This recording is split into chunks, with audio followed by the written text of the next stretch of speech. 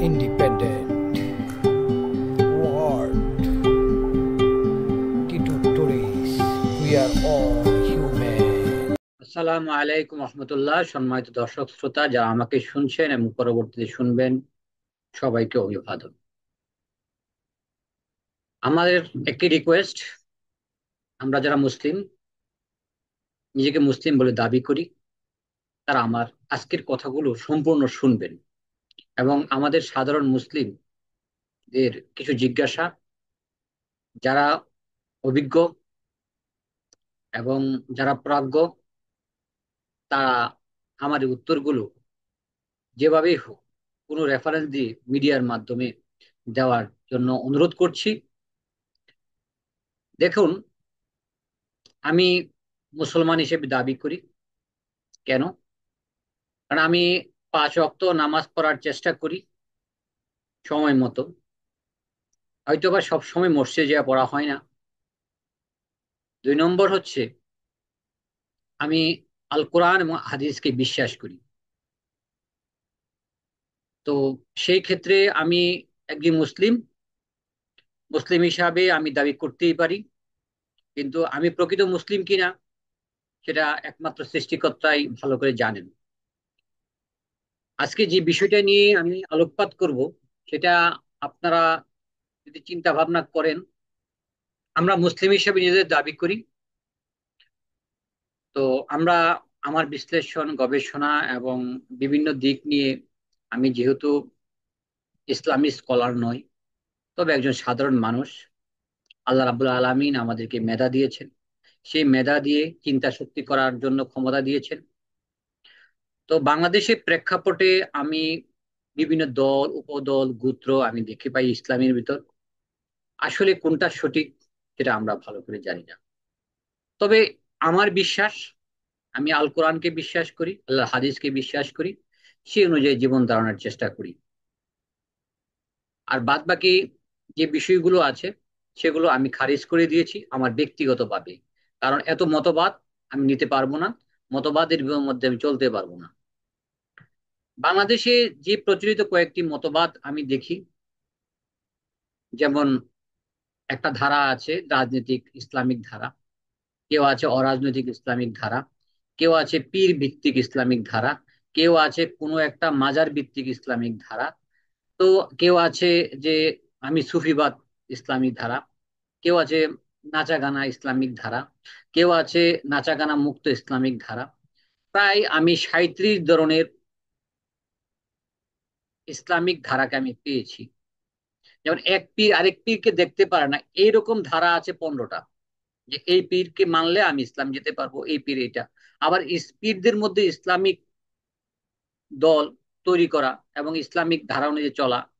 এক পীর বলতেছে, একজন বলতেছে ভোট হারাম, গণতন্ত্র হারাম, আরেকজন বলতেছে আমরা কৌশলে যাচ্ছি। আসলে এমন একটা সংঘাতময় ইসলাম নিয়ে আমরা পড়েছি। কে বলতেছে শিয়ারা মুসলমান নয়, ওরা কাফের। আমার কথা হচ্ছে যে আলেম ওলামাদের দিক থেকে বহু রেফারেন্স পেয়েছি শিয়ারা কেন কাফের, কোরআন শরীফ করা আহ, বিকৃতি করেছে, এই জন্য ওরা সরাসরি কাফের, এ ধরনের শুনেছি। কিন্তু প্রমাণ স্বরূপ শিয়াদের কোরআন, আমি এক আলেমকে দেখেছি, তিনি বলেছে যে যে কথাটা উল্লেখ করে শিয়াদের কাফের বলা হয় সেটা নাকি শিয়াদের কোরআন শরীফে নেই। এটা আমার শোনা কথা, আমি দেখিনি। যদি কখনো শিয়াদের কোরআন শরীফ দেখি, অথবা আমাদের যে স্কলার যারা আছেন তারা সেই শিয়াদের কোরআনটা আমাদেরকে সরাসরি যদি আমাদেরকে দেখান, আমরা আসলে সেই ধারণা থেকে উপকৃত হব। সবাই মুখে বয়ানে বয়ান দিচ্ছে, এই কোরআন শরীফের ওই জায়গাটায় এই লেখাটা আছে শিয়াদের সেই কোরআন আর আমাদের সুন্নিদের কোরআন আলাদা কোরআন। এটা খালি মুখে শুনি, কিন্তু বাস্তবিক অর্থে যে কোরআনের ভিন্নতা আমরা দেখি না। অর্থাৎ আমাদের কাছে কেউ সরাসরি উপস্থাপন করে না। আর আমরা যেহেতু মুসলমান হিসেবে আমরা দাবি করি বা স্কলার নই, তাই এটা সম্বন্ধে আমাদের ভালো জ্ঞান নেই। কিন্তু কোনো আলেম যদি আমাদেরকে উপকৃত করেন যে এই বিষয়টাকে ক্লিয়ার করার জন্য শিয়াদের কোরআনের কোন জায়গাটায় তারা বিকৃত করেছে, আমাদের সাথে ওই শিয়াদের কোরআনের অমিলটা কোথায়, সরাসরি দুটা পাশাপাশি রেখে ভিজুয়ালি আমাদের সাথে উপস্থাপন করতো যে শিয়াদের কোরআনের এই আয়াতটা সংযুক্ত হয়েছে, তো বাস্তবিক অর্থে সেই সংযোগটা হয়েছে কিনা আমরা জানি না। আরেকটা বিষয়, শিয়াদেরকে কাফের বলে বিভিন্ন আলেমরা। আমি আসলে শিয়ারা কেন কাফের আর কাফেররা কি হজ করতে পারে কিনা আমি জানি না। কিন্তু একটা জিনিস দেখলাম, কাফেররা যদি তারা কাফের হয় কেন হজ করতে পারবে? আমার একটা প্রশ্ন থেকে যায়, এটা বিজ্ঞজনরা উত্তর দিবেন। শিয়ারা যদি কাফেরই হয় তাহলে কেন হজ করবে? আরবের লোকরা কি আমাদের চেয়ে ইসলাম কম জানে? তারা কেন শিয়াদের হজ করতে দেয়? কেন নবীর রওজাকে তওয়াফ করতে, জিয়ারত করতে দেয়? কেন কাবা তওয়াফ করে, কেন উমরা করে, কেন হজ করে? এত এত শিয়া হজ করছে, তারা কাফের হলে হজ কিভাবে করে? আমার বোধগম্যে আসে না। আমি প্রজ্ঞ আলেম যারা আমার ভিডিওটাকে দেখতেছেন, যারা আমার ইউটিউবে সাবস্ক্রাইবার আছেন এবং সাবস্ক্রাইবার হবেন, তাদের কাছে একটাই অনুরোধ, আমার বক্তব্য প্রত্যেকটা আলেমকে আপনাদের থেকে প্রশ্ন করবেন। একটাই প্রশ্ন, শিয়ারা যদি কাফেরই হয় তারা কিভাবে হজ করে? কাফেরদের কি হজ করা যাবে? তারা তো কাফের। 2 নম্বর প্রশ্ন করবেন যে শিয়াদের কোরআন আমরা পড়িনি, আমাদের কোরআন আমরা পড়তেছি, তা আপনারা তো এত প্রাজ্ঞ ব্যক্তি, শিয়াদের কোরআনের যে জায়গাটায় ভুল আছে আপনারা বলতেছেন, সেই ভুলটা আসলে কোন জায়গায় আমাদেরকে বাস্তবিক অর্থে দেখান। শিয়াদের কোরআন তো আর আমরা দেখিনি, শিয়াদের কোনটা কোরআন আমরা জানি। আমাদের কোরআন আর শিয়াদের কোরআন একই, আমরা সাধারণ যারা মুসলিম। এখন স্কলারদের যারা যারা বিভিন্ন স্কলার তারা বলতেছে না শিয়াদের কোরআনে বিকৃতি আছে। তাহলে শিয়াদের কোরআনের কোন জায়গায় বিকৃতি আছে আমরা এতটুক সাধারণ মুসলমান হিসাবে আমাদেরকে সরাসরি ভিজুয়ালি দেখান, এবং এই দুটা কোরআনকে পাশাপাশি রেখে আয়াতগুলার পার্থক্য দেখান। আমি শিয়া এক আলেম থেকে শুনলাম তাদেরও নাকি 30 পারা, আবার কোনো কোনো জায়গায় আমাদের আলেম থেকে শুনি তারা নাকি 40 পারা। এখন বিষয়টা হচ্ছে, আমি এমন এক পীরের কাছ থেকে যারা সুন্নিপন্থী, তারাও তাদের এক পীর পীর সাহেবের কাছ থেকে শুনলাম যে কোরআনে নাকি একটা সূরা নাই, সূরার নাম নাকি কি একটা নাম, যাক আমি এই বিতর্কে যাচ্ছি না। আসলে আমি যতটুকু পড়াশোনা করেছি, আমার যে জ্ঞান থেকে দেখেছি, কোরআন শরীফে আয়াত 6665টা এরকম বা 66টা আয়াত। তো কিন্তু আমি কোরআন শরীফে গুনেছি, আয়াতগুলো এক এক করে আমি গুনেছি, গুনার চেষ্টা করেছি। আমার ভুল ভ্রান্তি হইতে পারে। 6329টা কত আয়াত আছে। তো এখন অনেক আলেম থেকে আমি শুনেছি যে কিছু কিছু আয়াত, দুটা আয়াত এক হয়ে গেছে, যার কারণে গুনার সময় আয়াতগুলো কম পড়ে। আমাকে উদাহরণ হিসেবে দিয়েছে সূরা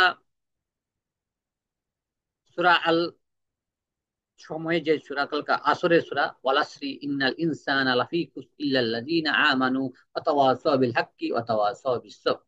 কোন কোন রেওয়াতে আছে এটা 2 আয়াত, কোন কোন রেওয়াতে আছে 4 আয়াত। তা আমার কথা হচ্ছে যে এই আয়াতগুলোর বিশ্লেষণ আমি এত করতে পারবো না, আমি এত অভিজ্ঞ না।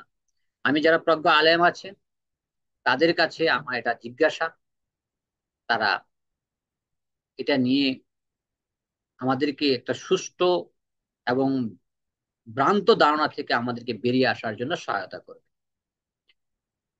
আমরা এমন একটা বিশ্বে বাস করি যারা আমরা বিভক্তি হওয়ার জন্য, শিয়াকে আমরা মুসলিম বলছি না, আমরা সাধারণ জনগণ মুসলিম হিসেবেই মনে করি।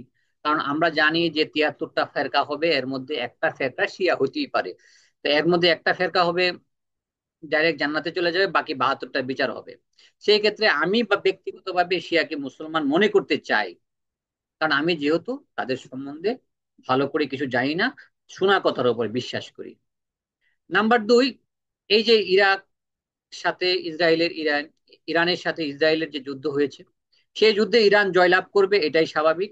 কারণ ইরানের অস্ত্র ভান্ডার এমন ভাবে আছে যে ইরান ইসরায়েল গাজাকে ধ্বংসস্তূপ করেছে, ইরানের সেই শক্তি আছে, ইসরায়েলকে ধ্বংসস্তূপ করবে।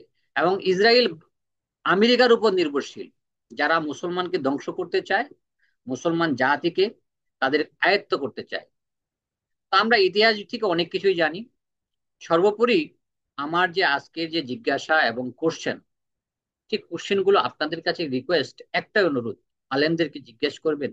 আমাদের যে কোশ্চেন গুলো আছে, আমার যে ভিডিওগুলো শুনছেন এবং পরবর্তীতে শুনবেন, এবং আমার কাছে এই উত্তরগুলো আপনার দেওয়ার চেষ্টা, যে আসলে এই যে সমস্যাগুলো, এই সমস্যাগুলোকে বক্তৃতায় নয় এবং প্রমাণ সহ, বক্তৃতায় প্রমাণ নয়, আপনারা ভিজুয়াল করেন, ভিজুয়াল ভিডিও করেন যে কোরআন শরীফে এই জায়গায় পার্থক্য আছে, এটা তারা লিখিত করেছে, এটা অমান্য করেছে, তাদের মধ্যে এতটা গোত্র আছে। আরে ভাই, আমাদের সুন্নিদের মধ্যে তো যে প্রবলেম, এই পীর ভালো না ওই পীর ভালো, ওইটা নকল ওইটা নকল, আমাদের মিতি তো সমস্যা।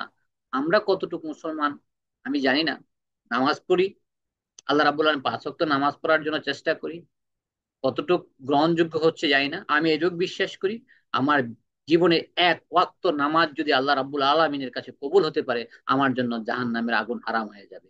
যার কারণে আমি জানি না আমার কোন ওয়াক্ত নামাজ আমার কবুল হবে, তাই আমি 5 ওয়াক্ত নামাজ পড়ার চেষ্টা করি এবং 5 ওয়াক্ত নামাজ পড়ি।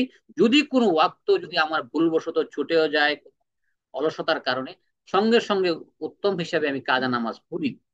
আমার অনেক ভুল থাকতে পারে, ইসলাম সম্বন্ধে আমি খুব একটা বেশি কিছু জানি না, তবে আমার এই প্রশ্নগুলো আসার কারণে আমার এই যজ্ঞেশ আমার নিজস্ব চ্যানেল টিটু টুডেস এর মাধ্যমে আমি জনগণের কাছ থেকে এবং বিভিন্ন আলেমদের কাছ থেকে উত্তর চাচ্ছি, যাতে আমরা সঠিক ইসলামকে বুঝতে পারি, ইসলামী আন্দোলন, ইসলামী আদর্শ এবং নবীর আদর্শের উপর চলতে পারি। যেমন আমার বিশ্বাস, আমি আল্লাহর কোরআন এবং হাদিসের বাইরে এখন আর কিছু বিশ্বাস করতে পারি না, কারণ মনে হয় বাকি সবগুলো বানানো, মন গড়া।